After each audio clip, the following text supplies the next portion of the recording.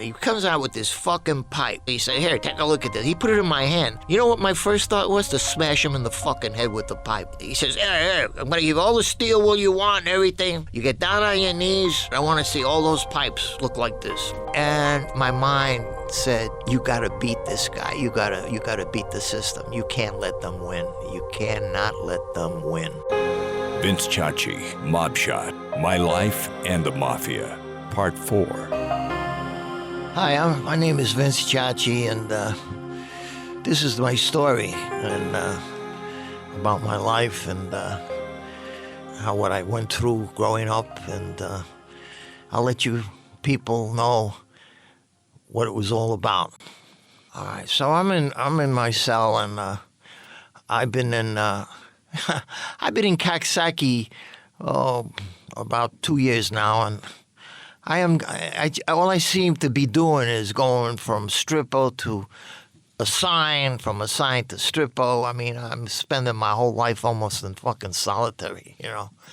So I'm about ready to get put back in population about a week or so. So anyway, I get this wire. It got to me. A wire is like when somebody lets you know something. They could do it like if you're in a division, they could drop a kite and give you a message. But with me, because I was up on the roof, that's where the hole was. The guy that was bringing up the food, I got the message from him, and it really scared the shit out of me when I heard what he told me. He says, you're going into the kitchen. And the reason they want to get you in the kitchen is because they want you to fuck up. And if you fuck up, you'll disappear like the rest of your friends did. So now, I got a week to go now before I know I'm going to hit the pop. And I'm thinking, what the fuck am I going to do? Am I going to go down with blazing guns, or am I going to use my head for a change and figure a way how to get the hell out of this? I only had about a year left to go home, and I figured I can take anything for a year. So the day comes, they put me into the kitchen division. They had a whole division with everybody that was in the morning, either the morning kitchen or the afternoon kitchen. Now, apparently I was going to get the afternoon kitchen, and now this is my first day in the kitchen. This guy comes to me, and his name was Ringwood. He ran the kitchen. His AKA was Beefface, because he had this red fucking blood red face. I mean, this guy must have been hitting that booze real big. I go in the office. He says, Ciacci, he says, you are a real fuck up. And I just looked at him. I wanted to jump on him and fucking tear his eyes out, but, I got to be cool. I says, yeah, I know. And he said, well, you're in the kitchen now. He says, and things are going to change. He says, you're going to straighten up. So I'm holding on. I'm thinking, my motto is fuck you, fuck your mother, and fuck you where you breed.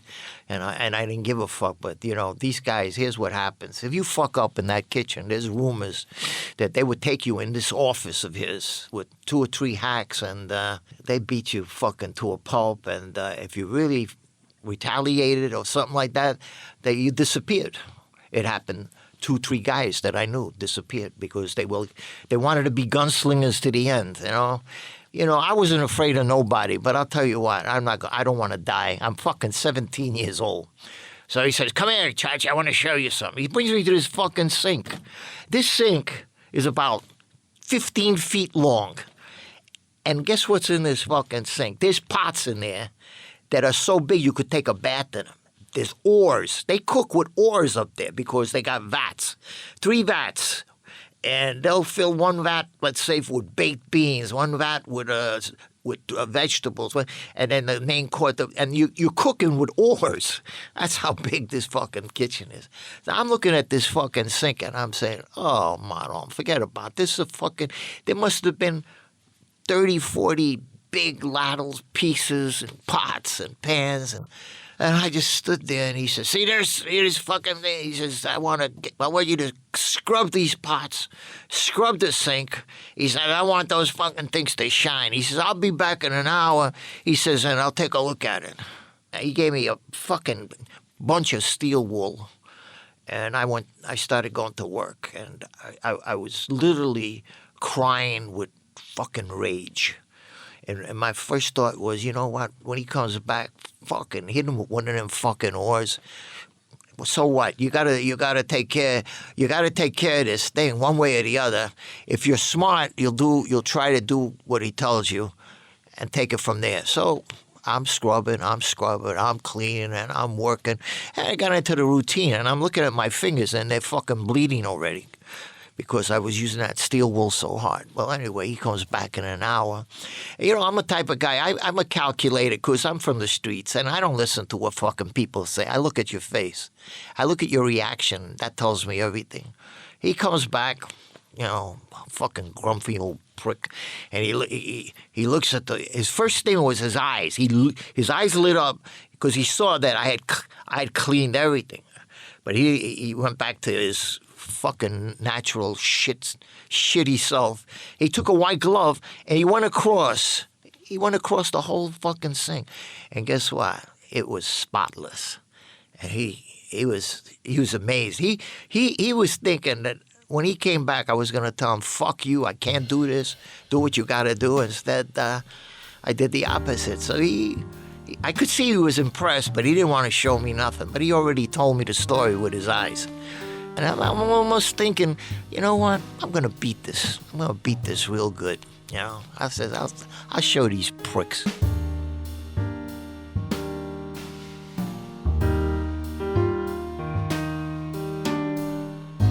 So after doing this for a month, he gets me into his office and he says, well, Ciacci, you did good. He says, you know, I didn't expect you to do what you did, but you did it. And he says, well, anyway, now you're going to be on extras. So extras is good. You know, extras you work with. Every day they'll send you in a different detail with different crews in the kitchen, and you help them out. You know, and it's interesting. Little did I know. He says, come here, Ciacci, I got to show you something. They had this steam table that was about 15 feet long. They steam certain things, like when dignitaries come in, they'll steam good vegetables. And it's a necessity for the kitchen. But underneath that fucking steam table, there's valves. And, you know, if you cut a person open, you have no idea how long the intestines are. I mean, they go on and on and on. And this steam table had copper intestines, meaning they were all intertwined, connecting to a pipe, and they were fucking green with mold. So he says, come here, I want to show you something. He comes out with this fucking pipe. And he actually said, here, take a look at this. He put it in my hand. You know what my first thought was? To smash him in the fucking head with the pipe. But, that's my that's my sick mind. I have to overreact when that mind comes up. So I said, how am I going to, he says, here, I'm going to give all the steel wool you want and everything. You get down on your knees. I want to see, it's going to take you a long time, but I want to see all those pipes look like this. Well, I said, this is worse than the fucking, I would rather do the pots and pans, but I didn't say nothing. And for a second, my mind said, you know what? You got to beat this guy. You got to beat the system. You can't let them win. You cannot let them win. I got down on my knees, and I started doing the pipe. I didn't realize how hard this was going to be. And just one fucking pipe took me 4 hours to do. And I'm like, my knees are... Now, you know what? I got bad knees now, and I'll bet you that I can attribute that to that. Between that and the coal gang, I could see why my knees are fucked up today, you know? And so I did this one pipe, and when I got through, with this one pipe, it looked pretty good. But I'm thinking, there's enough pipes here to keep me busy for months and months. I said, this is unfucking real. But you know what? Every day, tightened up my belt, got on my knees, and I did a pipe. My whole life was this pipes. And then on top of it, in the morning, I got to do this detail. Well, I'll tell you what, I used to go back to my cell at night, and I didn't wash, I didn't do nothing. All I did was I fell on that fucking bed. I was asleep in a minute. And then in the morning, 5 o'clock in the morning, they wake you up. and you start your day all over again. Get back in that fucking kitchen.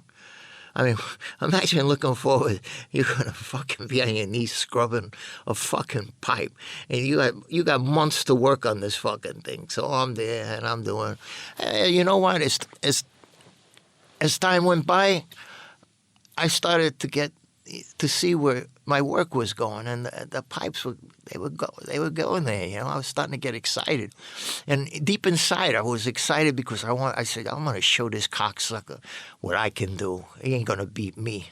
And I'll tell you, in those days, I was such a skinny guy that if I turned sideways, I looked like a zipper. But I was ferocious, man, and people could never understand how I could throw such a good punch, or I could be so crazy, as skinny as I was. And I guess that's why I was doing what I was doing, because I didn't want nobody fucking with me, you know? So anyway, lo and behold, the day comes where the whole fucking pipes, they're all done. And I'm looking, and I checked it myself, and all of a sudden, here comes Ringwood. And he looks at these fucking pipes, and all of a sudden, something changed in his demeanor. He had a smile on his face, and because he always had this hard look, you know, this threatening look. But all of a sudden now he started to look at the pipes, and he started talking to me like a human being. And it felt good, you know. And he says, well, Ciacci, in a nice voice, actually, he says, boy, I thought you were gonna come in this kitchen, and we were gonna lay you out, and instead you did every test I gave you, and these pipes. He says, no, I don't think anybody could have done that the way you did it, and you just did it. And you know what? I even lost my hatred for him because the way he was talking to me. You know, I wasn't used to having people talk nice to me. I mean, in the streets, you're always like an animal in the fucking joint. The hacks ain't gonna talk nice to you. But all of a sudden, he's talking nice, and he says, you know what? I says, now, he says, it's time to get a little bit of a reward. He says, I'm gonna put you on the cooks. And I said, wow, that's good.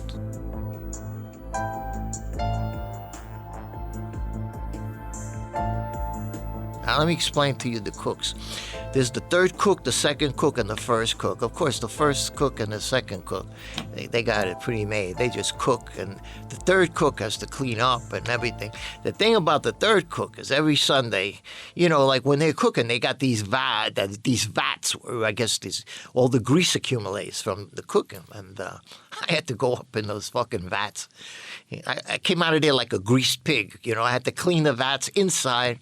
I said, oh, fuck. I said, when is this going to end? But anyway, here's the good part. The first cook gets in a fight in the yard, and he goes from cooks to stripper. And he's done. When he gets out of stripper, he's going back.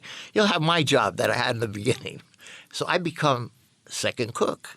Now, there's a guy comes up as third cook. Now, all of a sudden, I'm happy, of course. I was getting into the cooking thing, you know. The little guy, there was a little dietitian guy there. He was such a nice guy, little old man, white hair, and you know, in the kitchen, you know, the guards and Ringwood, they have white uniforms. We have what we wear in the joint, which was like khaki pants and a gray shirt, you know, and then you can wear whatever shoes you want. So that's how we work. But so puts me on second cook, and I'm starting to get relief. I'm still doing that fucking detail in the morning, but that detail, you get used to it. It's no big deal. So now I'm second cook, and guess what? The first cook, his max is up. Boom, he's gone. Guess who becomes first cook? Me. The guy they wanted to put in the kitchen to destroy me, and now I'm first cook. Now, I got the guards. You know, every day there's a different guard that works the kitchen detail, and then Ringwood. He's coming up to me. He's putting his arms around my shoulder, and he's asking me, well, listen, we're cooking tonight. What do you think, how much we, you know, okay, all right, yeah. And he's asking me these questions. The little dietitian is talking to me like I'm not even a fucking prison guy. I'm a civilian. And I love that little old man. He was such a sweet little guy, man. And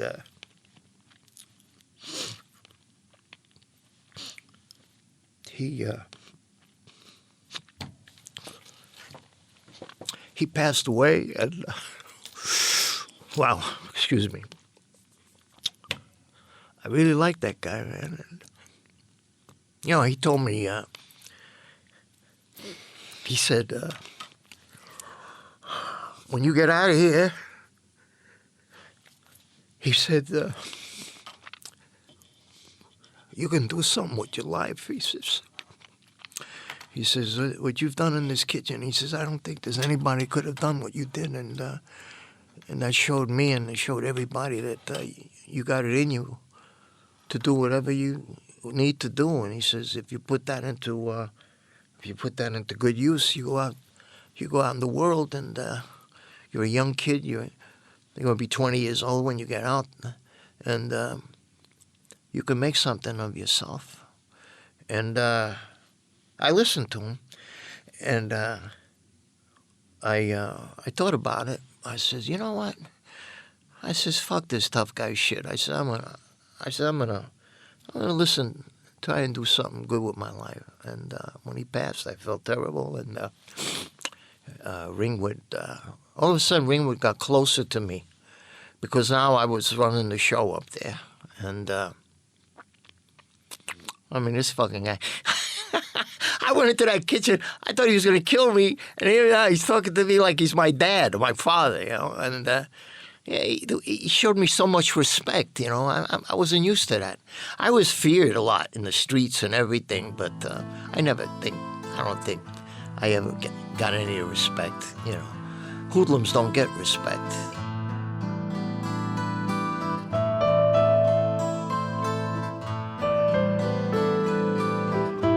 I'm going to the parole board now. I got 6 months left of my maximum sentence, and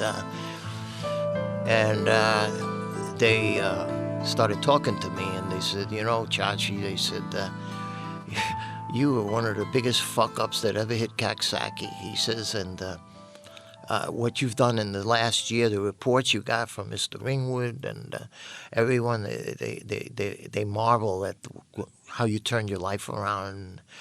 By all rights, you deserve parole. You have 6 months left, but we can't give you the parole because, you know, he pulls his fucking sheets out. It must be about an inch thick with all the shit that I did in the first 2 years up there. He says, so we're going to give you your maximum sentence. You know, I'm going to tell you something. I had friends of mine, and they weren't too stupid. They weren't too smart. They went to the parole board, real tough guys, right? And they told me, oh, you're going to get your max. They shove your fucking parole up your ass. Go fuck yourself. And what do? They throw you in the hole. They throw you in the hole till the end of your max, and you better pray your max is coming up.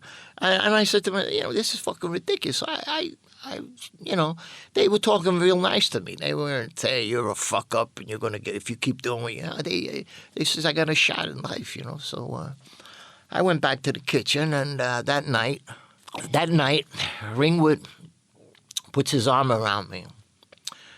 And he says, you know, I think you knew you were going to get your max. I said, oh, yeah, I knew that. I said, well, you're going to be in the kitchen now for the next 6 months, and you're a skinny little fuck. He says, I don't know where you get your energy from, but he says, I'm going to fatten you up. I says, oh, yeah. He says, I'm going to give you the icebox job. Wow, the icebox. That's like I got a ticket to ride there. There's 3 ice boxes. The second ice box is where they put the dairy. Every day the dairy, you see, everything up there was fresh, you know. The food wasn't that bad. Everything, the meats were raised up there. They had poultry, they had cows. The fruits were all raised up there, the vegetables, and the dairy every day. The dairy came with fresh milk, 3 big canisters of milk, you know, for the whole population. There's 700 people up there. So my job was, they pull it in with a pulley thing. My job was to get the pulley thing by the second ice box and I put the milk in the ice box, and I'm done. Then I could go into any ice box I want. I used to make malteds. You know, because Ring would tell me, eat, put malteds, just get fat. And I'm fucking eating whatever was for lunch. I had pork chops. I'll have a pork chop here. I'll have a fucking... I mean, I was living the life of Riley, right? but I couldn't gain no fucking weight. And I got a good appetite. And he's looking at me. He said, "What the fuck is wrong?" He says, "You eat, you're eating, and you ain't getting." I said, "Yeah, but I feel good." And my job then, okay, after I put the milk in the thing, I go to the rec room, and I sit there by myself.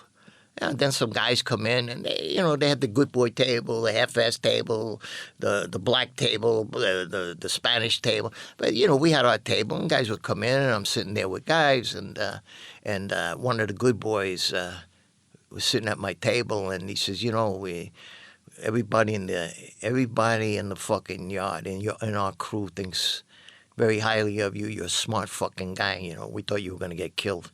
But here's what we're going to do. We're going to put a fucking wall around you. I said, well, what do you mean a wall? He says, look, you got a rep in the yard, and anybody that's looking to get a rep or if we see that, we'll take care of it. I said, I could take care of myself. He said, no. He said, we don't want you to fuck this up. He says, we want to see you go home. Stay in the kitchen. Don't go backwards.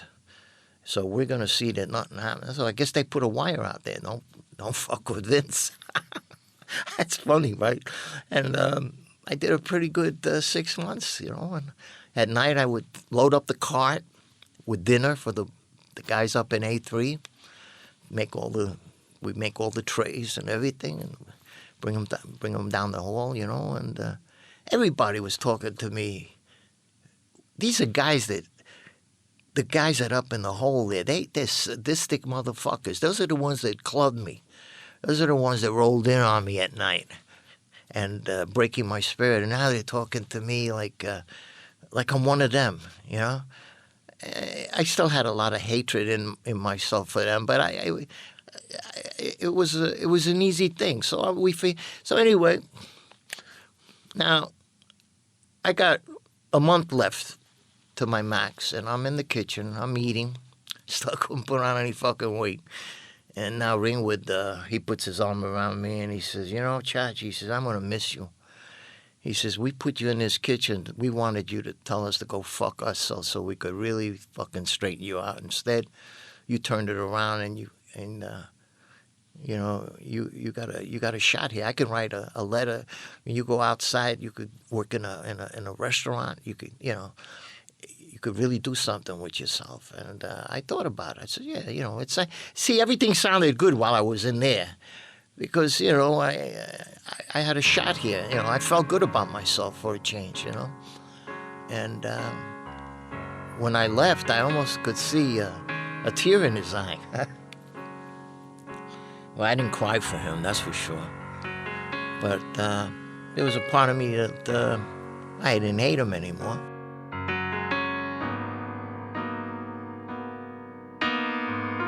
So what happened is I got on the bus. It stopped in front of Coxsackie.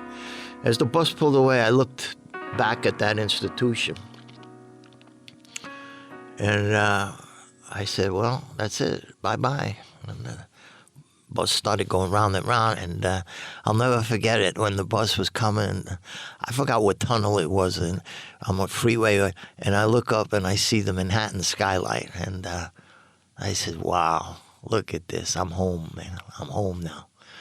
I think the bus stopped on 8th Avenue and 40th Street. I think it was a Greyhound bus or something like that. That was the terminal. So here I am. I got money in my pocket. I got my suit on and everything, and I was like a kid in a candy store. So I'm walking down Times Square, and there's pizzerias. I ate a hot dog. I ate a fucking slice of pizza. I had a fucking beer. I had 2 beers. I said, I'm back, man. I'm fucking back. I went crazy. So I get down there on 42nd Times Square, and I catch the Astoria line out to Astoria. It was the Coney Island line also, and I get off at 30th and Grand Avenue, and my parents lived at 2669 30th Street. Geez, I got a good memory for certain things.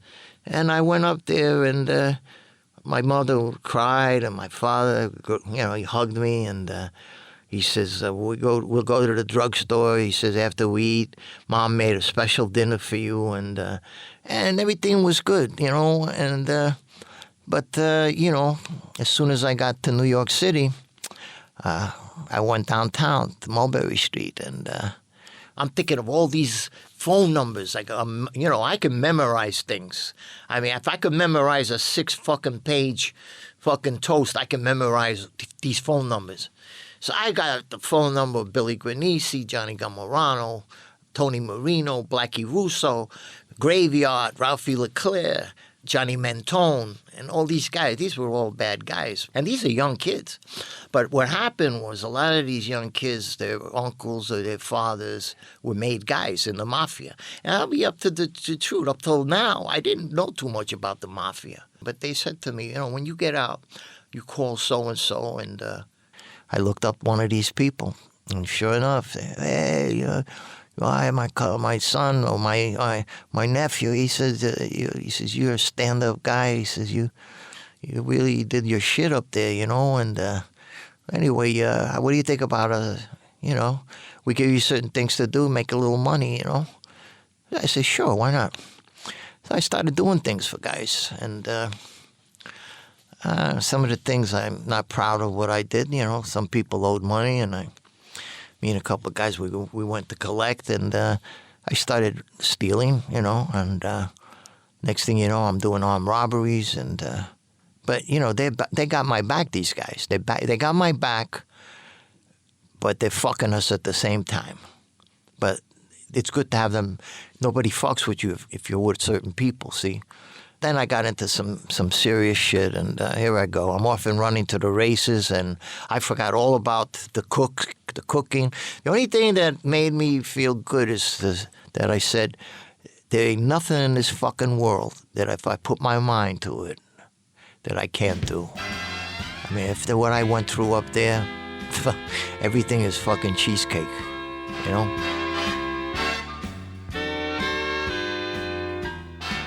I started to find out about this thing with the mob, and no, in the beginning, I was just satisfied with in the beginning, and as the years went by, of course, then I really wanted to be made, because I saw that a lot of guys that were made, they didn't have half of the balls I had, and I did have a big set of balls. I think it was more stupidity, but I was fearless. I wasn't afraid of nothing. I see these guys getting made today.